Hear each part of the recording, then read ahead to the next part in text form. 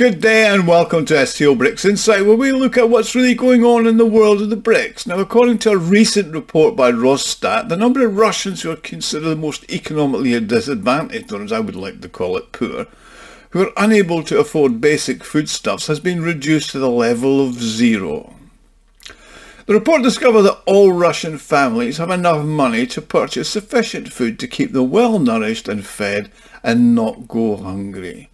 Now, before all of you leap to your keyboards and accuse me of spouting Russian propaganda, please listen, and I'll carefully explain how this has happened, and a few simple searches on Google or some other search engine platform will confirm it. Firstly, I think you'll all agree that there are 3 things essential in this world: a roof over your head, enough food to sustain a healthy life, and energy for heating and cooking.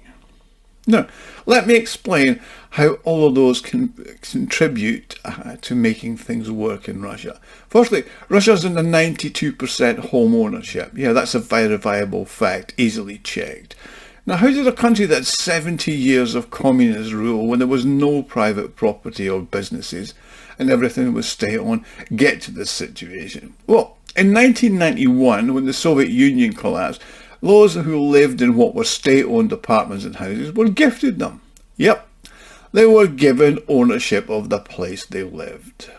For example, my wife was 12 years old when Soviet Union collapsed, and she lived with her parents and her sister in an apartment. And she now still currently owns 25% of that apartment, which her mother and sister still live in.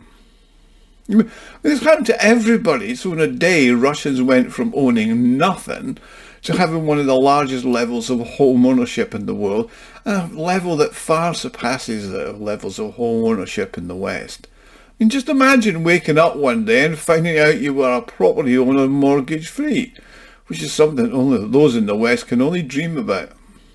Now, before I continue, I'd like to make an appeal. If you like and enjoy my videos, you can help me fund my channel and my website, SCOBRICSinsight.com. And I'd like to further develop it. Now, you can do this by making a small donation, which can be done by clicking on the thanks button at the bottom of the video.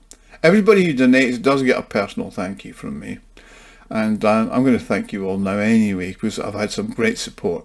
Now, there's almost no social housing in Russia except for some for the military, and the rental market is very low compared to the West. Now, housing in Russia is actually affordable even in cities like Moscow and St. Petersburg. Now, this is due to the abundance of land available for building, so there are new apartment blocks being built all of the time. Plus, they build the transport infrastructure like new metro lines to support them, so commuting from the suburbs is easy. And when I say affordable, I mean that a young couple can purchase an apartment based on their joint income multiple of 3 times their annual salary. And then when they have a child or more, they can receive preferential mortgages subsidised by the government to support families. Plus, there's other financial benefits like the lump sum on the birth of a child, regular payments to support that child, and that increases with every baby that a family has. Now, the Russian President Vladimir Putin has put the support of families at the heart of his agenda. Now, when you have low or no cost for having a roof over your head, then you have more of your income to spend on other things. And that's one of the reasons why food poverty doesn't really exist in Russia. Now, I'd also like to point out that there's no property taxes in Russia like they have in the US or the UK.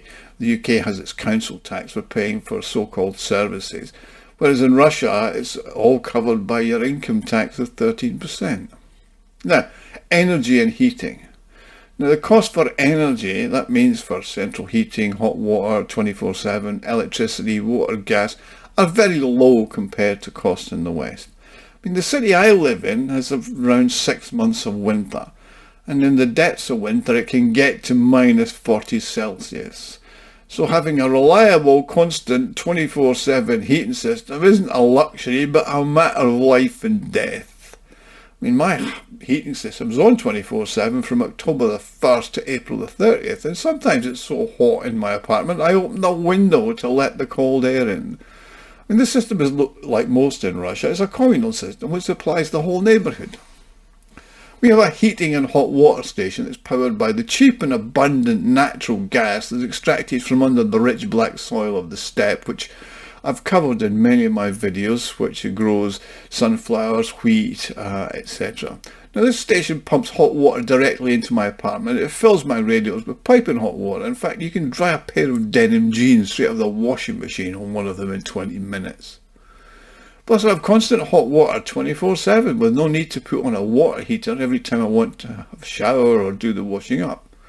Now what does it cost? Well, I live in quite a large 2-bed apartment, and all my costs for utilities, and that includes heating, electricity, hot water and gas for cooking, and my total annual bills are around $350. That's annually. Now when I lived in London over a decade ago, my bills for just gas were around that per month. So unlike people in the UK, people do not have to choose between heating and eating. Now on to food. As some of you might be aware from watching my previous videos, Russia is one of the largest food producers. It's a leader in the production of a wide range of food products and foodstuffs, and it's all of high quality with no GMO stuff allowed. That means that there's an abundance of food available to the consumer at prices that will shock most people in the West. I mean, the cost of basic foodstuffs in Russia is relatively low compared to the West. I mean, my sister came from New Zealand for my wedding to Marina, and she couldn't believe she could buy kiwi fruit in a supermarket in Ufa cheaper than in downtown Auckland. Now do bear in mind that Ufa is 2,000 kilometres in any direction from the sea, and these are all imported. Also, as an example, you can buy a 10-kilo bag of flour for $8 and a 3-kilo chicken for $3. So food shopping is relatively inexpensive for basic and nutritious foods. Plus, most Russians cook their meals from scratch, using all the available ingredients. Now, some of you may have seen Tucker Carlson in his video on a visit to Russia. He visited a supermarket where he marvelled at the low costs, which he estimated to be a fifth of those in the US. Now that did make me laugh, as he filmed the video in one of the most expensive supermarkets in Moscow. Now also on food and affordable food, I have to talk about the Dacha. Now my Dacha is a small holding just outside the city or town. It's a place for the weekend and for growing your own food and veg. Almost every family have a small house on it, and it's for weekends and longer stays. Our Dacha even has a banya, which is a Russian sauna. We also drilled down. We have our own water source, so plenty of clean spring water for that. I mean, the size of the land is around 1 acre, and we have a number of greenhouses and polytunnels. Now, at the Dacha, we grow everything that we can. We includes cabbages, carrots, beetroots, onions, garlic, and potatoes. Now at this point I have to say it's a family affair. My mother-in-law, her sister, plus my wife and her sister do most of the work. My mother-in-law stays there for the whole summer with the dementia aunt, and they do the bulk of the work. I'm more of a beer gardener and stop by at weekends, cook the barbecue and generally be a nuisance. Now in the greenhouses we grow cucumbers, peppers, tomatoes plus herbs. This is much the same as many families. In fact, it's about 60% of families who use the Dacha not just for leisure but to supplement their diet. Yes, 60% of people have access as a family to a Dacha in Russia. I mean, for example, I make my own pasta sauce from the tomatoes, peppers, garlic and herbs. I also make chutneys and jams. I pickle cucumbers and onions. All this is stored and used throughout the winter and spring, and the cabbages, carrots, potatoes, which taste so much better than the stuff from the supermarket, also stays through the winter.